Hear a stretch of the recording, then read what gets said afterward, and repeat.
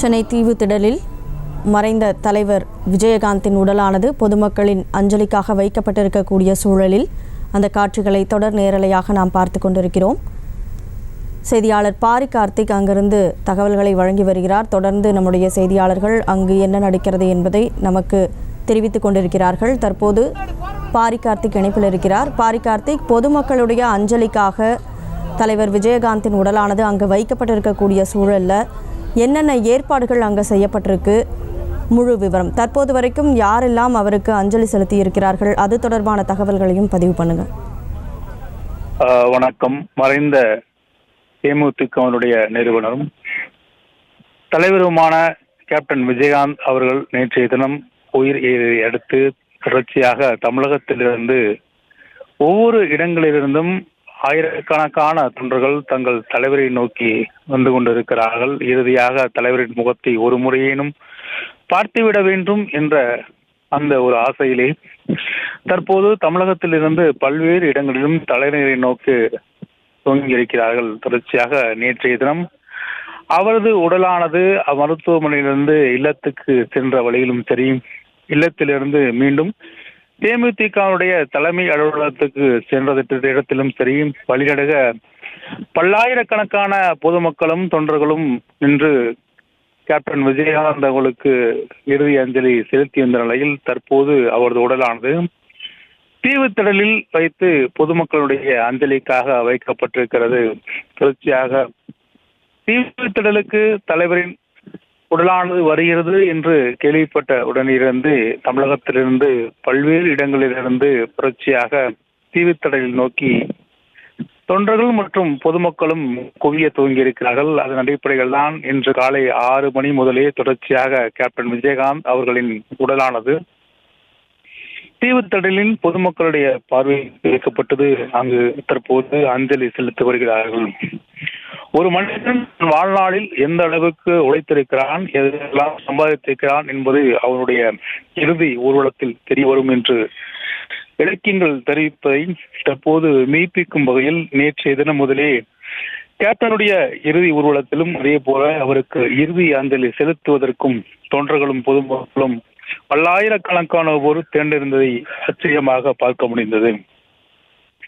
தன் வாழ்நாளெல்லாம் உணவு கொடுப்பதே தன் வாழ்நாள் லட்சியம் என்ற அடிப்படையில் இயன்றதை செய்வோம், இல்லாதவர்க்கே என்ற கொள்கை முழக்கத்துடன் கட்சியை துவங்கிய தேமுதிகவுடைய தலைவர் விஜயகாந்த் அவர்கள் தன் வாழ்நாளெல்லாம் பசித்தோருக்கு உணவு பவிக்கும் ஒரு முக்கியமான ஒரு கடமை ஆற்றி வந்தார். அதற்கெல்லாம் காரணம் தன் வாழ்நாளில் அவர் பட்ட கஷ்டங்கள் தான்.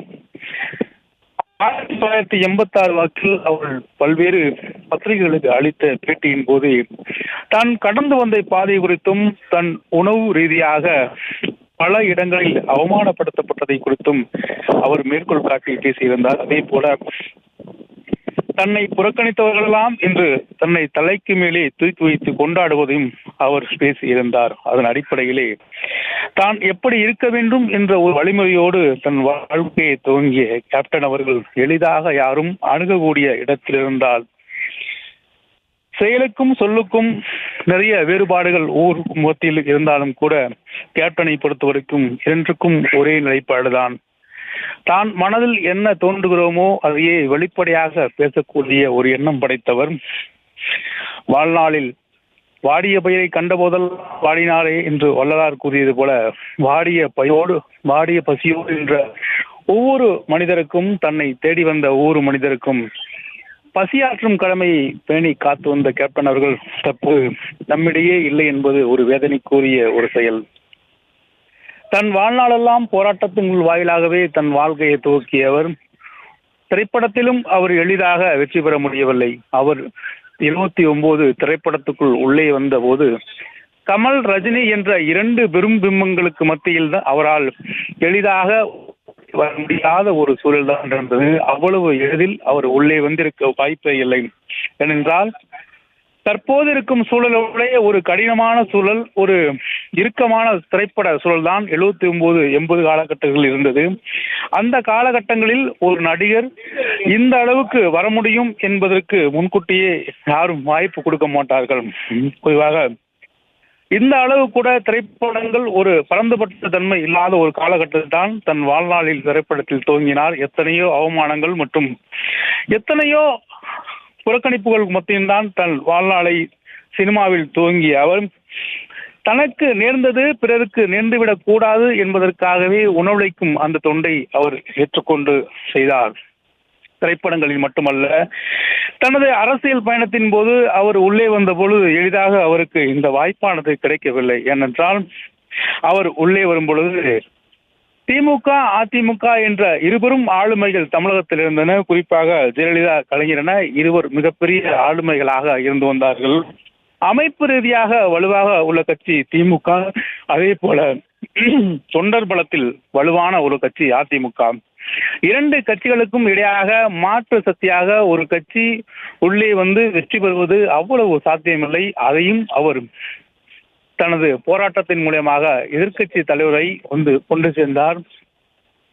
அந்த அளவுக்கு மக்கள் மத்தியிலே அவருக்கு ஒரு நம்பிக்கை இருந்தது. தன் வாழ்நாளெல்லாம் இயன்றதை செய்வோம், இல்லாதவருக்கே என்ற அடிப்படையிலே அவர் முழங்கி வந்தாலும் கூட அரசியல் பிம்பம் என்பது அவருக்கு அடிப்படையிலே வெறும் திரை கவர்ச்சியாக மட்டுமே அது இருந்து விடவில்லை. திரை கவர்ச்சியின் மூலியமாகவே அவர் திரைப்படத்துறைக்கு வந்திருந்தாலும் கூட அவர் திரைப்படத்தின் வாயிலாக அரசியலுக்கு உள்ளே வந்தார். அதன் மூலியமாக தான் வெற்றி பெற்றார் என்பது ஒரு காலம் அவரை புறக்கணிப்பவர்கள் கூட ஏற்றுக் கொள்ள மாட்டார்கள். அந்த அளவிற்கு தனது மக்கள் தொண்டின் மூலியமாகவே அரசியலுக்கு உள்ளே வந்தவர் விஜயகாந்த் அவர்கள்.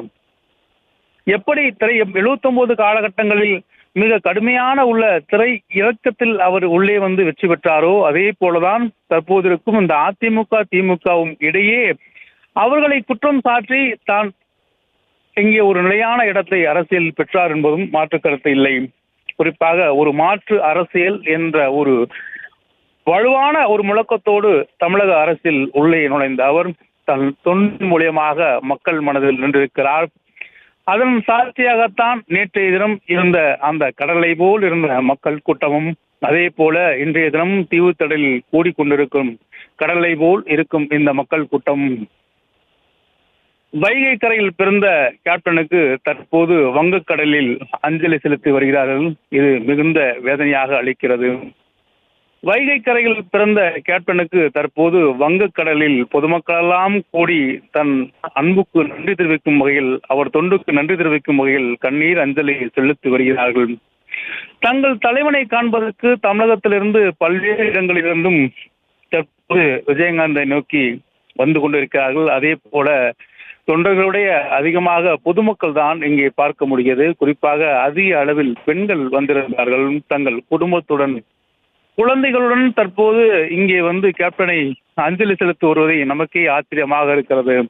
தமிழ் அரசியல் வரலாற்றில் எத்தனையோ தலைவர்களுக்கு கூட்டம் கூட்டியிருக்கிறது. இங்கே ராஜாஜி காலம், தீவுத்திடலும், மெரினாவும் என தமிழக அரசியல் வரலாற்றில் ஒவ்வொரு இறுதி அஞ்சலியுமே ஒவ்வொரு சகாப்தத்தையும் ஒவ்வொரு வரலாறையும் ஏற்படுத்தியிருக்கிறது. கேப்டனின் மரணமும் கூட அப்படி ஒரு வரலாற்றை நோக்கிதான் பயணித்துக் கொண்டிருக்கிறது.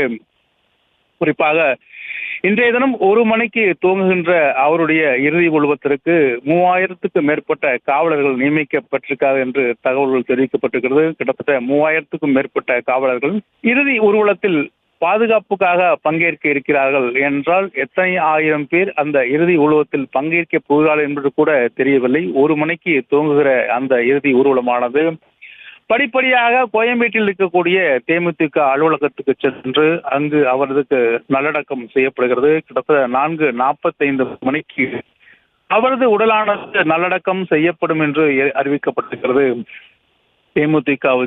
தேமுதிகவுடைய தலைவராக இருந்த விஜயகாந்த் தன் தொண்டர்களுக்கு எந்த அளவுக்கு தனது ஈர்ப்பால் வைத்திருக்கிறார் என்பதை தற்போது அவருக்கு கண்ணீர் விட்டு அழும் இந்த தொண்டர்களை பார்க்கும் போதே தெரிகிறது. யாரும் அவரது உடலை எளிதாக கடந்து செல்லவில்லை.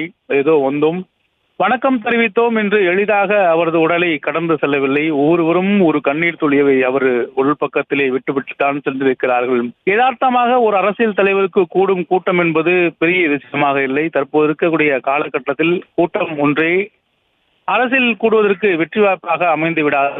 அதையும் தாண்டி ஒரு தலைவனை எந்த அளவுக்கு நேசித்திருக்கிறார்கள் இந்த தமிழ் மக்கள் என்பதை கடந்த 2 நாட்களாக ஒட்டுமொத்த உலகமே பார்த்து கொண்டிருக்கிற ஒரு சூழல் தான் இருக்கிறது. அனைவராலும் கேப்டன் கேப்டன் என்று அன்போடு அழைக்கப்படும் விஜயகாந்த் தன் வாழ்நாளெல்லாம் தொண்டு செய்து வாழ்வையே அதற்காக அர்ப்பணித்தவர். ஏழை எளிய மக்களுக்காக மற்றும் பசியோடு வருபவர்களுக்காகவும் பயன்பெறும் வாழ்க்கையை வாழ்ந்து இந்த மண்ணிலே முடித்திருக்கிறார். நேற்றைய தினம் அவரது உடல் வைக்கப்பட்டிருக்கக்கூடிய தேமுதிக அலுவலகத்திற்கு படிகள் தான் அந்த சொல்லும் காரணம் என்றால் அந்த படிகளில் நின்றபடியான் தொண்டர்களுக்கு கை காட்டி வணக்கம் சொன்னார். படிகளில்தான் தற்போது ஒரு உயிரற்ற சடலமாக படுத்திருந்து தன் தொண்டர்கள் தன்னை நோக்கி வணங்குவதை கூட அறியாமல் படுத்திருக்கும் தற்போதெல்லாம் கண்கலங்கும் வகையில் தான் தற்போது இருந்தது. தொடர்ச்சியாக தான் தற்போது தீவுத்திடலில் கூடியிருக்கக்கூடிய இந்த மக்கள் கூட்டமானது தொடர்ச்சியாக விஜயகாந்த் அவர்களுக்கு அஞ்சலி செலுத்த போகிறார்கள். வெறும் கேப்டன், ஒரு திரை கவர்ச்சி, ஒரு கதாநாயகன் என்ற பிம்பங்கள் எல்லாம் கடந்து ஒரு தொண்டன், ஒரு தலைவன் என்ற அடிப்படையிலே அவர் இங்கே விழுந்திருக்கிறார். பொதுவாக தமிழ் திரைப்படங்களில் அதிகமாக தேசப்பற்று திரைப்படங்கள் வெளிவருவது சிரமம். பொதுவாக ஹிந்தி படங்களில் சராசரியாக 10 படங்களில் 4 முதல் 5 படங்கள் தேசப்பற்று படங்களாக வரும். அந்த வகையிலே தமிழில் மிகப்பெரிய அளவுக்கு தேசப்பற்று படங்களை கொடுத்தவர் விஜயகாந்த் அவர்கள். அவர் மூலியமாக தான் பல்வேறு தேசப்பற்று படங்கள் தமிழ் சினிமாவில் வெற்றி பெற தொடங்கின. அதன் தொடர்ச்சியாக தான் அதை வைத்தே நிறைய நடிகர்கள் இங்கே தமிழ் சினிமாவில் தேசப்பற்று படங்களை விட்டார்கள். ஒவ்வொரு படமாகவும் ஆரம்பத்தில் தன்னை இடதுசாரி ஆதரவு உள்ள படங்களாகவும் நினைந்த விஜயகாந்த் அவர்கள் தற்போது தொடர்ச்சியாக அனைத்து தமிழ் மக்களின் அன்பின் பால் நனைந்த ஒரு தலைவனாக இப்போது நம்மை விட்டு சென்றிருக்கிறார். வைகை கரையில் பிறந்த தலைவனுக்கு தற்போது வங்கக்கடலில் அஞ்சலி செலுத்தப்படுகிறது என்றால் அந்த அளவுக்கு தன் உழைப்பால் இங்கே உயர்ந்திருக்கிறார்.